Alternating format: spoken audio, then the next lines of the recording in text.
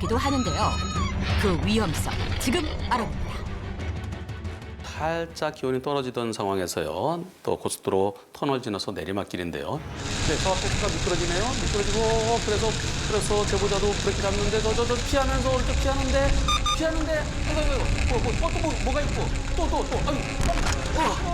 경찰차 아이고.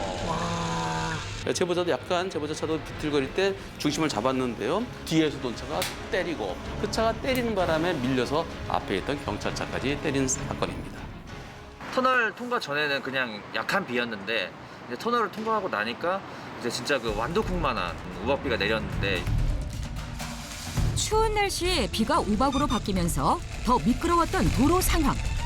미처 사고에 대비하지 못한 차량들은 줄줄이 미끄러졌고 도로 위는 순식간에 쑥대밭이 됐습니다. 이 사고로 제보자의 차량은 완파됐고 무려 9대의 차량이 연쇄 추돌했습니다.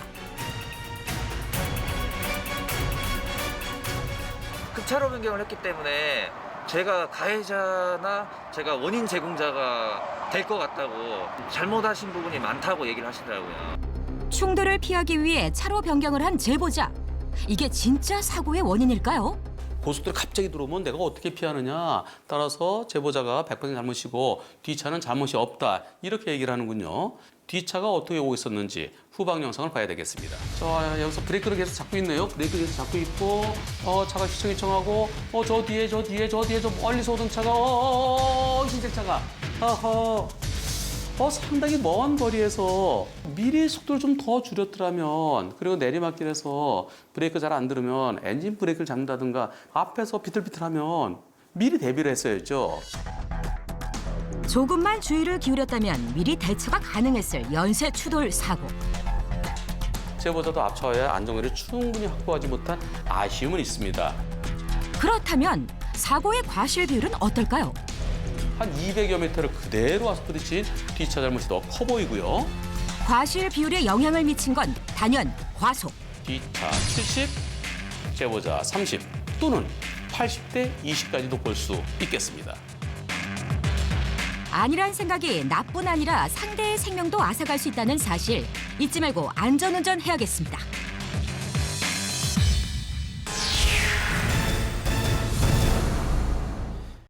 서울에서 고양시로 넘어가는 쪽입니다. 서울과 경기도의 경계 부분인데요. 그곳의 신호체계가 좀 특이합니다. 앞에 신호등이 녹색입니다. 녹색 신호를 받고 정상로로 통과를 했는데요. 뭐야.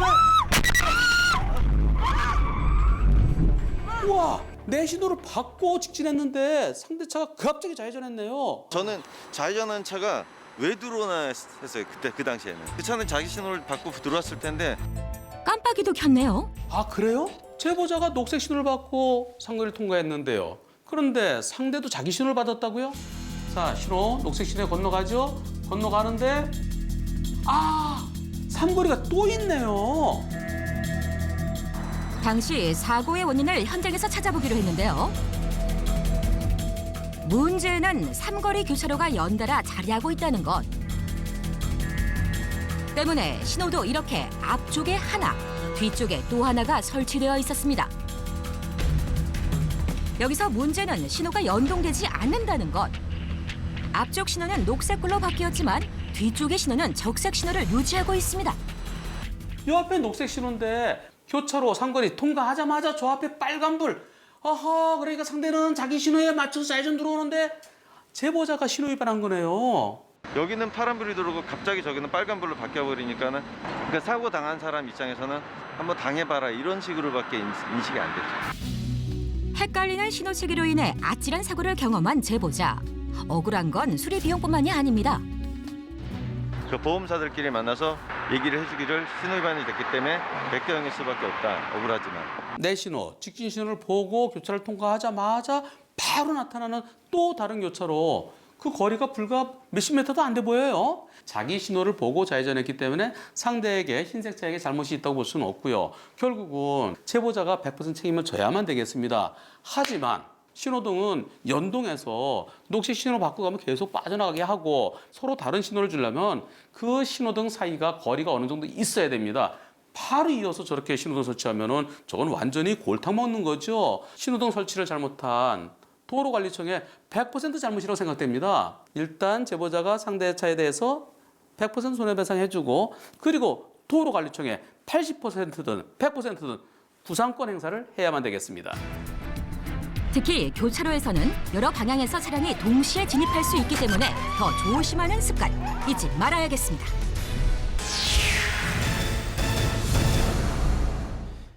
택시 승객이 택시 운전자를 폭행하는 사건들이 가끔 있었는데요. 운행 중인 운전자를 때리면 매우 위험하죠. 그런데 얼마 전 잔인한 폭행 사건이 또 발생했습니다. 위험해. 누가? 릴렉스 하시라고. 저희 멈춰도 됩니다. 이제 계산할게요. 여기 계산해 주세요. 자, 요금을 내는데요.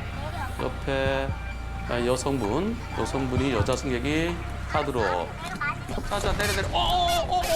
왜 저러니? 이거 뭐야? 이게 뭡니까 이게? 와, 격투기입니까 이게 뭡니까? 뒤에서 취객이 차별 가격을 했는데요. 이번 사고 도대체 왜 일어난 겁니까? 여자는 어디로 가자고, 남자는 어디로 가자고 계속 그러면서 저한테 계속 얘기를 하는 거예요. 그러니까 뭐 목적지 정해서 다른 택시를 이용해 달라라고 했어요. 남자가 안 내리는 거예요. 끝까지 여자 막 잡아 당기는데도 순간에 주먹이 날라온 거예요. 그래서 깜짝 놀랐죠. 무자비한 폭행에 상해 2주 진단을 받은 제보자. 경찰에서 송치가 될 때 상해 기소 의견으로 왔대요. 벌금 나올 거예요. 이런 걸 들었어요. 단순 폭행이요? 이건 단순 폭행이 아닙니다. 운행 중인 운전자를 폭행하거나 협박하면 일반 폭행 협박죄보다 훨씬 더 무겁게 처벌하도록 되어 있습니다. 자칫 잘못해서 핸들을 놓쳐서 중앙선 넘어갈 수도 있고요. 브레이크를 놓칠 수도 있고요. 자칫 잘못해서 브레이크를 밟는다는 것이 옆으로 가속 페달을 밟을 수도 있고요. 대형 사고로 이어질 수 있죠. 지금처럼 맞아서 다쳤으면 그때는 3년 이상의 징역형입니다. 벌금형이 없어요. 그런데 지금 단순 폭행으로 처리하고 있다고요? 옆에서 잡아 트는 바람에 그게 폐차가 돼버렸어. 잡았어. 처벌 크게 받았겠네요, 그 사람은.